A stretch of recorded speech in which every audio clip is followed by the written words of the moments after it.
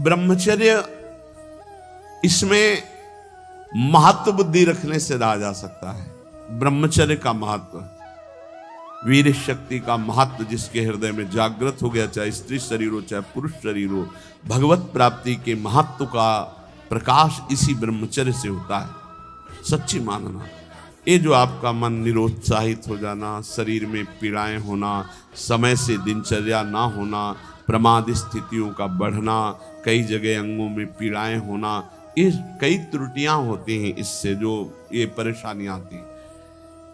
अगर ब्रह्मचर्य है तो आप जैसे अग्नि में भूमि पे चलना हो तो कैसे चलेंगे, ऐसी उसकी चाल होने लगती। इतनी तीव्रता, इतनी उज्ज्वलता, इतनी उसमें चेतना शक्ति जागृत होती है कि हर काम में उत्साह, रात दिन मेहनत करने पर भी कभी थकान नहीं, नींद न लेने पर भी प्रमाद आलस्य नहीं। बहुत से महान सद्गुण ब्रह्मचर्य में छुए। आज के डॉक्टर जन जो शास्त्र को नहीं जानते हैं, वो कहते हैं ब्रह्मचर्य छीण करो नरक मिलेगा जैसी शिक्षा दोगे। ये प्रश्न उत्तर देने वाला अगर चूक कर जाए तो नरक मिलता है, ध्यान रखना। ऐसा नहीं कि एकांतिक में प्रश्न जो करे उत्तर मनमानी दे दो तो उत्तर देने वाले को नरक मिलेगा, क्योंकि तुमने जो बोला है वो स्वीकार किया जा रहा है समाज में। तो तुमको अगर ज्ञान नहीं तो उत्तर दे दिया तो नरक मिलेगा। ये बिना शास्त्र सम्मत उत्तर देने वाले, इनकी नारकी गतियां होती हैं।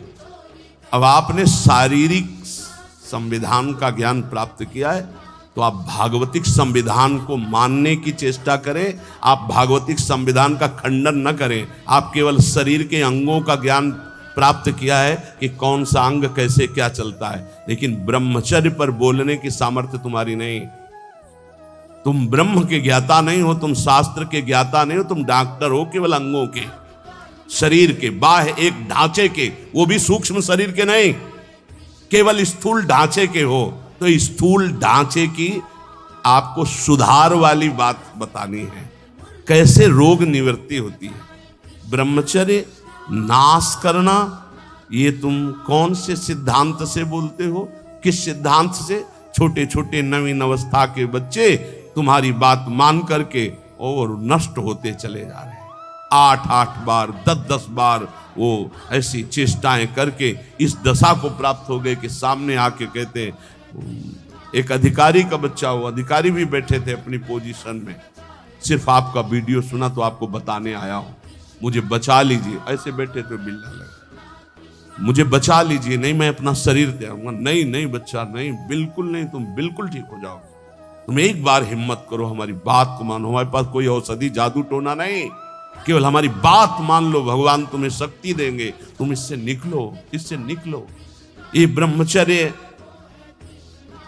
बहुत बड़ी अमृत वस्तु है। हमारी प्रार्थना मान लीजिए, ये मन जब बहुत, तो भगवान छूट दे देते। देख लो, जब तुम्हें घृणा हो जाए, जब तुम्हें लगे कि नहीं करना चाहिए, तो मुझे बताना, मैं तुम्हें सामर्थ्य दे दूंगा। आपको सामर्थ्य मिलेगी। आप जिस दिन से सोच लेंगे कि वास्तविक मुझे अब अपने जीवनी शक्ति की रक्षा करके भगवत प्राप्ति में ये हमें व्रत रखना है। ब्रह्मचर्य व्रत, अलग अलग ब्रह्मचर्य व्रत है। गृहस्थ में शास्त्र सम्मत एक पत्नी व्रत और संतानोत्पत्ति के लिए ऐसा संविधान किया गया है। अगर आप उसके विपरीत चलते हैं तो फिर आप व्यभिचार प्रवृत्ति में हैं। परमार्थ में चलने के लिए पूरा अधिकार गृहस्थ का है। ऐसा ना सोचे कि गृहस्थी में होने के कारण मेरा मोक्ष नहीं हो सकता या भगवत प्राप्ति नहीं हो सकती या मैं ब्रह्मचारी नहीं कहा जा सकता। कहा जा सकता है। जिसने पाणिक ग्रहण संस्कार नहीं किया तब तक ब्रह्मचर्य रहा, फिर पाणिक ग्रहण किया तो एक पत्नी व्रत, और वो केवल संतानोत्पत्ति के लिए, और जब संतानें हो गई तो ब्रह्मचर्य, वो पूरा जीवन ब्रह्मचारी माना जाएगा। शास्त्र सम्मत बात कह रहा हूं। और वैरागी तो ब्रह्मचारी होता ही है जो भगवत प्राप्ति करना चाहता है, नैष्ठिक ब्रह्मचर्य। गृहस्थ में उतना ही अपना अधिकार माने। बोले यावत् भ्रियते जठरम तावत् स्वस्त्वम ही देहिनाम अधिकम यो भी मन्येत सस्तेनो दंडमर्हति। जो गृहस्थ में होकर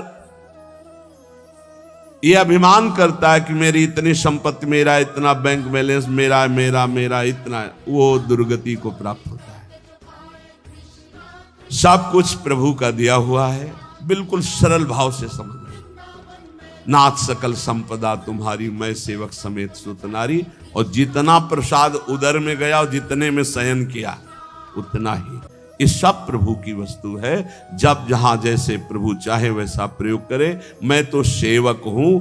यदि ऐसा नहीं मानता और अपने को मालिक समझता है तो बोले वो दंड का अधिकारी हो जाएगा, माया फंसाकर उसकी दुर्गति कर देगी। क्रमिविद भस्म निष्ठांतम क्वेदम तुच्छम कलेवरम, क्वा तदीरतिर्भार्याम क्वायमात्मा नभश्छदि, सिद्धैर्यज्ञावशिष्टार्यै कल्पयेद् वृत्तिमात्मनः, शेषेस्त्वं त्यजन् प्राज्ञः पदवीं महताम्यात्। जो ये समझता है कि शरीर अंत में इसकी तीन ही गति होती है, या जला दिया गया तो राख बन गया, गाड़ दिया गया तो कीड़ा दिखा करके, और अगर जल में फेंक दिया गया तो जल जंतु खाकर, इसकी यही गति होती है। या जमीन में दबा दिया गया, आग में जला दिया गया, बाहर फेंक दिया गया। इस शरीर को तुच्छ समझे। क्रमि विड भस्म निष्ठांतम क्वेदम तुच्छ कलेवर, ये बहुत तुच्छ कलेवर है। इस शरीर में आसक्ति करके चाहे गृहस्थ हो चाहे विरक्त, दुर्गति को ही प्राप्त होता है। फिर इस शरीर के संबंधी स्त्री पुत्र परिवार आदि, ये तो अपनी अंतरात्मा को भ्रम में डालने वाला बहुत बड़ा जाल है। एक वैसे ही जड़ चेतन की ग्रंथि, ऊपर से और ये ममता की ग्रंथि। गृहस्थों को चाहिए कि प्रारब्धवशात जो भी आपको प्राप्त हुआ है, धन संपत्ति आदि, वो प्रभु का है ऐसा माने। तो दियम वस्तु गोविंदम तुभ्यमेव समर्पये, और प्रसाद से अपना जीवन निर्वाह करे। उसे यज्ञ अवशिष्ट कहते हैं, भगवान को अर्पित करके। जो बुद्धिमान पुरुष शरीर पर अभिमान नहीं करता, वस्तुओं की प्रभु की मानता है और नाम जप करता है, तो इस शरीर को त्याग कर वो संतों के पद को प्राप्त होता है। कह रहे शेषेस्त्वं त्यजन् प्राज्ञः पदवीं महताम्यात्। जो संतों की गति होती है वही उस गृहस्थ की गति होती है। चाहे गृहस्थ हो चाहे विरक्त, उनको इन दोषों पर विजय प्राप्त करना ही होता है भगवत प्राप्ति के लिए। असंकल्पात् जयेत् कामम क्रोधम काम विवर्जनात्, अर्थानर्थे क्षया लोभम भयम तत्वामर्शनात्। काम पर यदि विजय प्राप्त करना है तो उपाय बता रहे हैं। असंकल्पात् जयेत् कामम, काम का भोग का संकल्प न बनने पावे, बस तो आप बचा ले जाओगे अपने आप को। यदि मैं भोगूंगा ऐसा संकल्प बन गया तो आप नष्ट हो जाओगे। प्रायः काम की चतुरता कोई नहीं जान पा रहा है। बहुत ये अंदर का चिंतन किया हुआ विषय आपको परोस रहे हैं, अगर आप पा पाओ। काम मन में अहम में जो ही आया तो पहले ये हमको लपेटता है। हम समझते हैं मुझे देखना है, मुझे छूना है, मुझे भोगना है।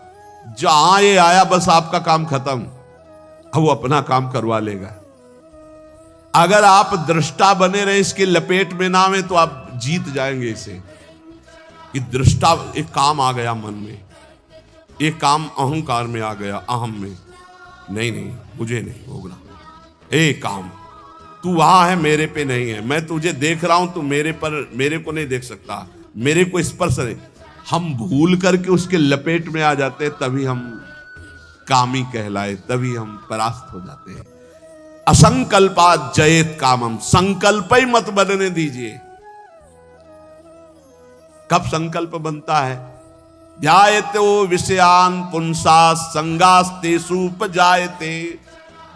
जब हम विषयों का चिंतन करते हैं, देखा सुना बोला बातचीत की, उसका चिंतन बना, तो ध्यायतो विषयान् पुंसाः संगास्तेषु उपजायते। अब उस भोग करने की संकल्प वृत्ति जागृत हो रही है। कब? जब उसका चिंतन किया, उसको देखा, उसका सुना, उसका मन। इतना समय क्यों दिया? ये गलती क्यों की? असंकल्पात जयत कामम। तुमने समय दिया, संकल्प बना दिया, अब तो तुम्हें भ्रष्ट होना ही पड़ेगा। अब तुम्हारे पास रह नहीं गया कुछ बचाने के लिए, ले जाएगा, नष्ट कर देगा। तुम तन्मय हो गए। काम से बचने का उपाय बता रहे हैं, ध्यान ना होने पावे, संकल्प ना बनने पावे। ध्याये तो विषयान पुंसा संगास्ते सुपजायते, संगात संजायते कामा, कामात क्रोधो भी जायते। क्रम है, क्रोधात भवति सम्मोहा, सम्मोहा स्मृति विभ्रमः, स्मृति भ्रंशात बुद्धिनाशो। बुद्धि, ये श्लोक पढ़ने में देर लगा है, उसको ये सब करने में देर नहीं लगती। असंकल्प के द्वारा, मतलब संकल्प त्याग के द्वारा, भोग का संकल्प ही ना होने पावे तो आप काम विजयी हो सकते हैं। इसीलिए कहते हैं राधा राधा राधा राधा। जब आपके अंदर वो चक्रव्यूह रचना रच रहा हो काम के चिंतन की, उसी समय तोड़ो, राधा राधा राधा राधा। वो कहेगा चुप रहो, नाम मत जप करो, मेरी बात सुनो। आप सुनना नहीं, मैं देख रहा हूं कि तू काम है, मेरे में नहीं है, तू मन में है, अंतःकरण पे है, अब मैं तेरे को देख लूंगा, खत्म हो जाएगा। बहुत डरपोक है सब। यदि नाम चल रहा है और आप अपने को दृष्टा माने, आप में कभी काम था ही नहीं, आप में कभी काम है ही नहीं, आपको कभी काम परास्त नहीं कर सकता, क्योंकि आप भगवान के अंश हैं। ये मायावी आप पर प्रहार नहीं, आप अपने स्थान से चूक गए और आपने जो ही ये स्वीकार किया शरीर भाव से कि मैं पुरुष, मैं भोक्ता, अब मारेंगे आपको। यही गलती हमें फंसा रही है। क्रोधो काम विवर्जनात्। क्रोध कब आता है? जब हमारी इच्छा के विरुद्ध कोई कार्य करता है, तब क्रोध आता है। हम चाहते हैं कि आप शांत बैठिए, आप अशांत होकर के बोलने लगेंगे, हमें गुस्सा आ जाएगा।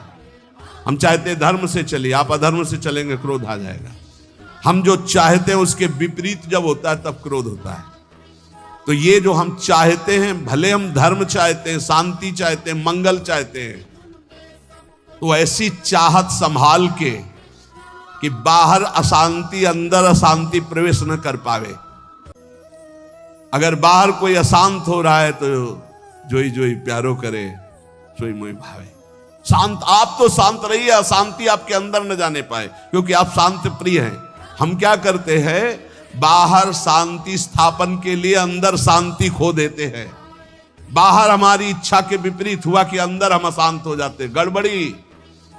बाहर अशांति होने दो, अंदर शांति बनी रहनी चाहिए। हमारे इच्छा के विरुद्ध जब कोई कार्य करता है तो क्रोध आता है। कामना के विरुद्ध जब कोई कार्य होता है तब क्रोध आता है। क्रोध सबसे पहला काम करता है, वो मूढ़ता पैदा कर देता है। क्या कहना चाहिए, क्या करना चाहिए, सब खत्म हो जाता है। और मूढ़ता काम करती स्मृति का नाश करने का। मूढ़ता ही फौरन स्मृति का नाश किया। आप कौन है, आपका क्या कर्तव्य, आप क्या कर रहे हैं, भूल गए। और स्मृति नष्ट होते ही बुद्धि भ्रष्ट हो जाती है। और ये सब कहने में देर लगा या सेकंड में हो जाता है। इसीलिए क्रोध को जीतने के लिए इच्छा का त्याग करो। संतुष्टायन के नवा, कैसी भी परिस्थिति हो क्रोध नहीं आना चाहिए। फिर कह रहे हैं लोभम अर्थानर्थिक क्षया। ये रुपया ये अनर्थ ही करता है, अनर्थ ही करता है। यदि भगवान का भजन नहीं हो रहा तो ये रुपया अनर्थ पैदा कर देता है। यदि शब्द इसलिए लगाया कि अगर भगवान का भजन हो रहा है तो सुधन धन्य कहा गया प्रथम गति जात की। संत सेवा में, भगवत आराधना में, प्रभु के उत्सवों में, अन्य जीवों की सेवा में वो धन जाता है। बोले अब देखो ये सत्संग बना हुआ है, सत्संग हॉल, कितने लोग सुखपूर्वक भगवत चर्चा, अब इसमें किसी न किसी का तो अर्थ लगा है, तो धन्य है।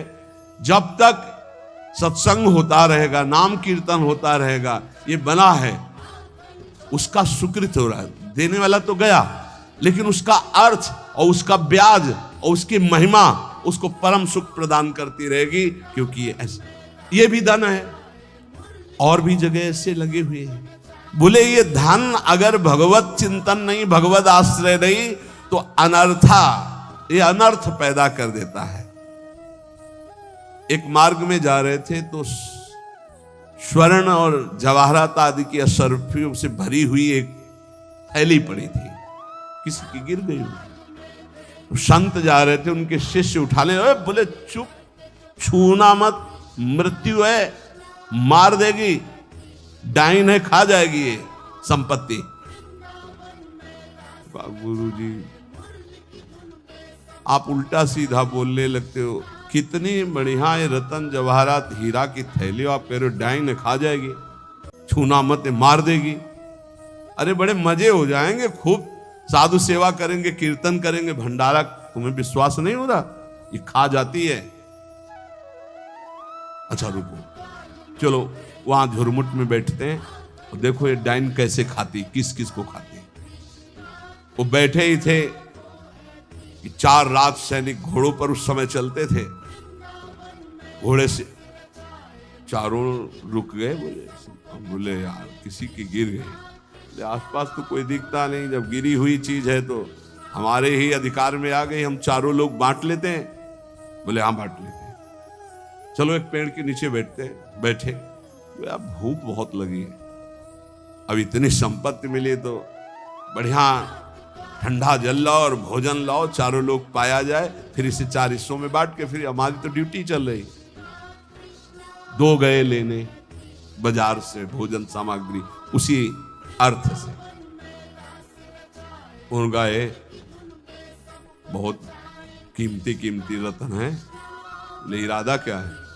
बोले हम दोनों यही पा लेते हैं, कह देंगे कि हम तो पाले थे और जहर मिला देते हैं, उनको ले जाते हैं, विश्वास है पालेंगे, वो दोनों मर जाएंगे, 2 हिस्से में बांट लेंगे, 4 हिस्सा क्यों लगेगा? बोले बढ़िया बात है। दोनों ने पाया, उनके वाले में अलग से जहर मिलाकर उनको, और इधर इन दोनों ने आए, वो 2 गए हैं, लौट क्या है धीरे से सीधे शूट कर देते हैं। जब राज दरबार में पूछा जाएगा तो कह देंगे कि दुश्मनों ने शूट कर दिया, और 2 हिस्से में बांट लेते हैं। बोले बहुत बढ़िया, ऐसा ही करते हैं। बोले देखते ही दूर से ही गोली मार देना, नजदीक ना आने पावे, क्योंकि जब ये साबित करना है कि दुश्मनों ने मारा है तो दूर से ही मार देना। इधर दोनों ने प्लान बनाया उनको गोली से शूट करने, उधर प्लान बनाया उनको जहर से। अब वो जो ही नजदीक, दोनों ने शूट। इसके बाद नजदीक गए, उनका यार खान पान की सामग्री तो है ही, अच्छे से खाया पिया जाए, 2 हिस्से किए जाए। दोनों ने बैठकर पेड़ के नीचे खाया, और ये ही जल पिया तो तीक्ष्ण जहर मिला था, दोनों मर गए, चारों मर गए। गुरुजी निकले, बोले देखा डाइन खा गई, जेव कत्यो संपत्ति पड़ी खा गई, 4 को मार डाल, भाग यहां से, इसको मत छूना, कितनों को मार देगी। अर्थ अनर्थेक्षया, भगवान से विमुख होकर जो अर्थ कमाया जाता है वो अनर्थ पैदा कर देता है। इसलिए लोभ पर विजय प्राप्त करो, लोभ करो प्रभु के नाम का, प्रभु के चिंतन का। और भयम तत्वावमर्शनात्, भय मत करो, डरो मत, सब में वही प्रभु विराजमान है। तत्व सब जगह वही तत्व श्री कृष्ण, सच्ची मानिए सब में वही है, डरने की कोई जरूरत नहीं।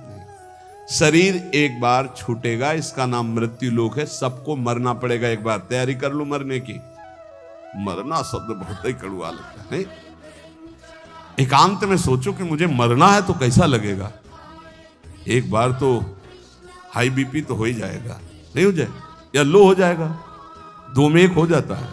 बहुत सीरियस हो गए तो फिर मरना है, सबको लगता है ना डर। ईमानदारी से देखो, डर लगता है, डर लगता है। क्यों?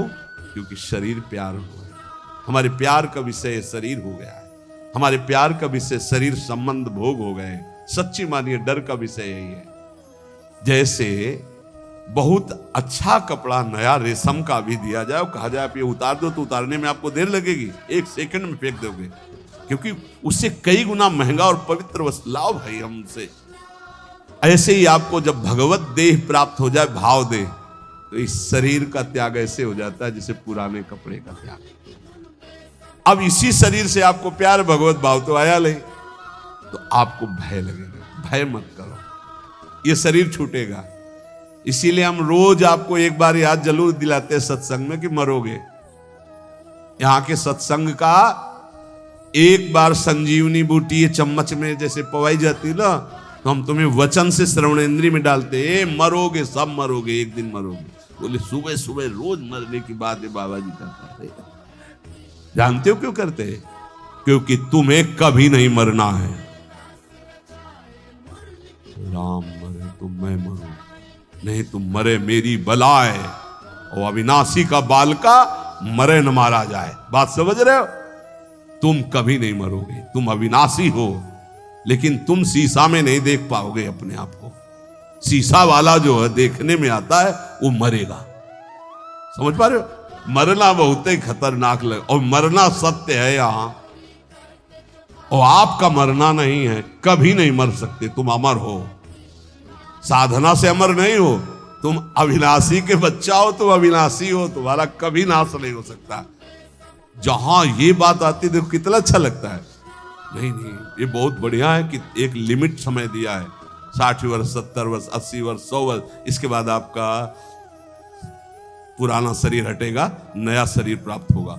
और अगर बीच में सौदा पक्का कर लो, माल इकट्ठा कर लो, तो भाव देह की प्राप्ति हो जाएगी, भगवत देह की प्राप्ति हो जाएगी, जहां कभी न बुढ़ापा है, न रोग है, न मृत्यु है, न शोक है। खूब नाम रूपी धन कमा करके श्री जी के सहचरी भाव या ये जो जितने भगवत भाव, कोई एक भाव का देह प्राप्त कर लो, झंझट खत्म हो जाए मरने जीने से। देखो जैसे इस संसार में 4 लोगों से मित्रता करके और सब आनंद में जीवन व्यतीत करते हो, कैसा लगता है? ऐसा लगता है यहीं से जाना ना पड़े। देखो बाबा जी भी बन गए तो ऐसा कभी किसी को नहीं जानते थे, अब ऐसा लगता है जिनको हम जान गए यही सब बने रहे, इनके बीच में हम रहे, और ऐसे भोग लगता रहे, वैसे आरती होती रहे, ऐसे नाच गाना गाते रहे, वैसे गाते रहे, नाचो रहे। मरने वाला चक्कर नहीं होना चाहिए, ऐसा लगता है ना।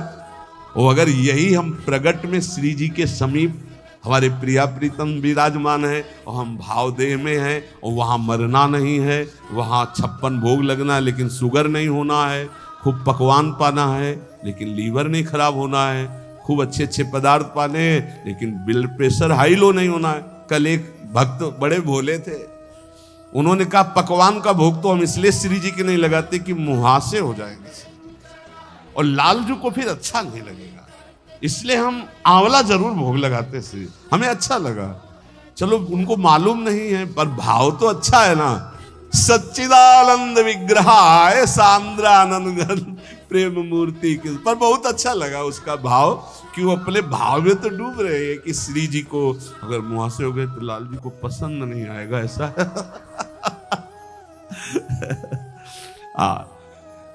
ये सब पार्थिव शरीर में होते, चिदानंद में नहीं होते। आज तक निकुंज में कहीं शौचालय का वर्णन नहीं आया, ले आया। क्यों?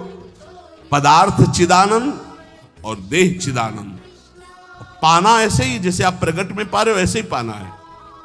ओ शब्द बाहरी विकारात्मक शरीर नहीं। एक बार हिम्मत करो, यहां का राग जो है जैसे आपको लग रहा है ना, इसी के कारण आपको मरने से डर लग रहा है।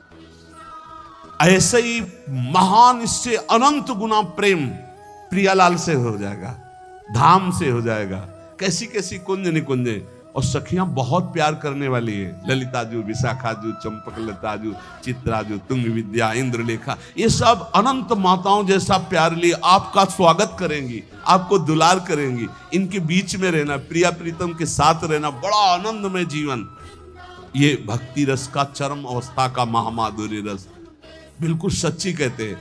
देखो अपने लोग तो कितने में आनंदित हो जाते, सांसारिक नाटक में अपने तो 4 लोग जो हमसे प्यार नहीं करते, उनसे हम प्यार करके जीना चाहते हैं, उनके बीच में रहना चाहते हैं। भले लड़का रोज पिटाई करे लेकिन है तो मेरा लड़का।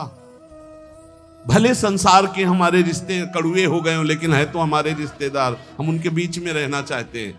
सोचो ऐसे कपट भरे संसार से हम प्यार कर सकते हैं तो निर्मल प्रिया प्रीतम और उनकी सहचरी गण, जहां प्यार ही प्यार विशुद्ध है, वहां हमें कितना सुख मिलेगा। जहां न मरने का भय है, न बिछुड़ने का भय है, न प्रलय का भय है, जहां न सूर्य है, न चंद्र है, न अग्नि है।